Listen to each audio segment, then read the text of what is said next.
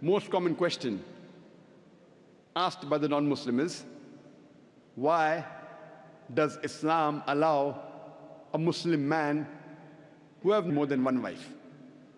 What does Islam say? Allah says in the Quran, in Surah Nisa, chapter number 4, verse number 3, marry women of your choice in twos, threes or fours. But if you can't do justice, marry only one. Quran says, marry women of your choice in twos, threes or fours. But if you can't do justice, marry only one. That means only if you can do justice can you marry 2, 3 or 4, otherwise marry only one.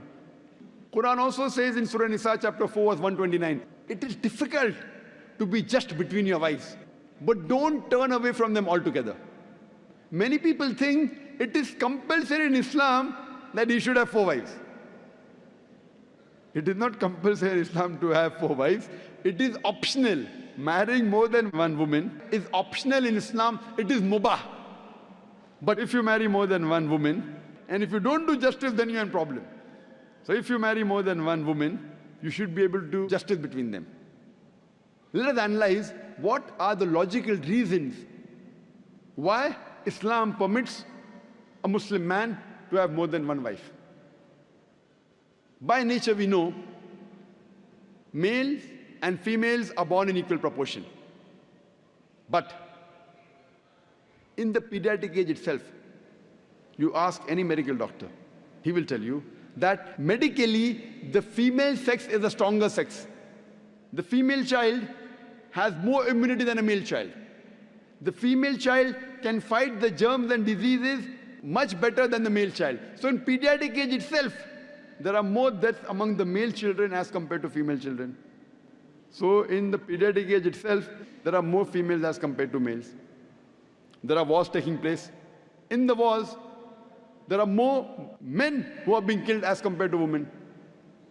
As life goes on, deaths take place due to accidents, due to alcoholism, due to drug addiction, due to disease. In all these cases, more males are dying as compared to females. And today's statistics tell us that the average span of a woman is much more than the average span of a man. Today, there are more females in the world as compared to males. In some third world countries, like India, where I come from, the female population is less than the male population. And the reason is because of female infanticide and female feticide.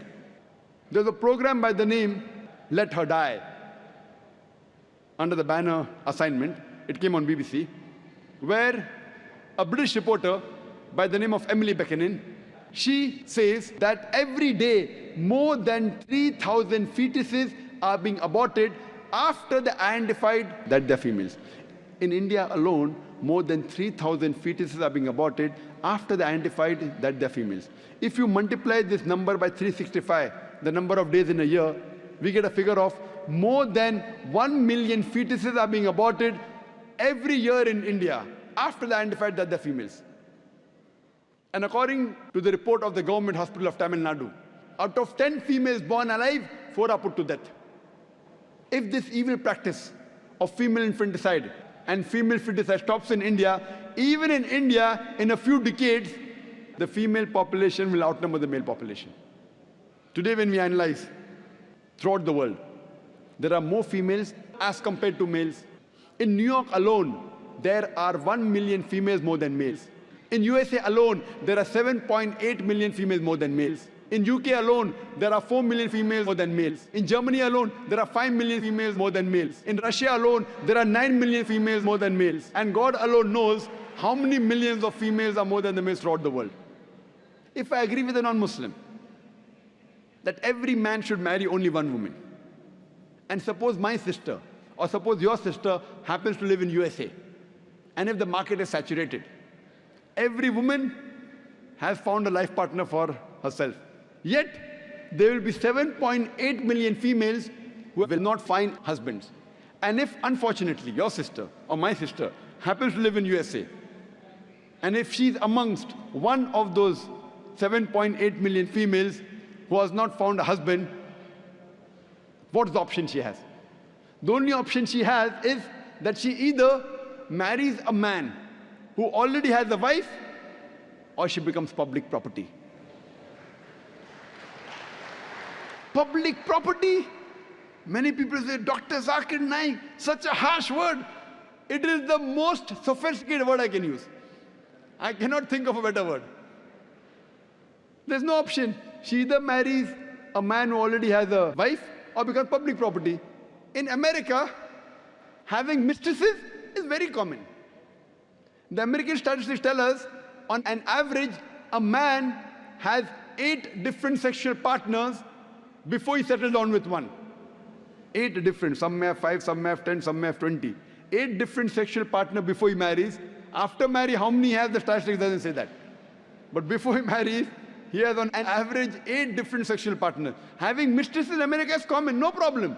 10, 20, no problem. Having 2 wives doesn't go down their throat.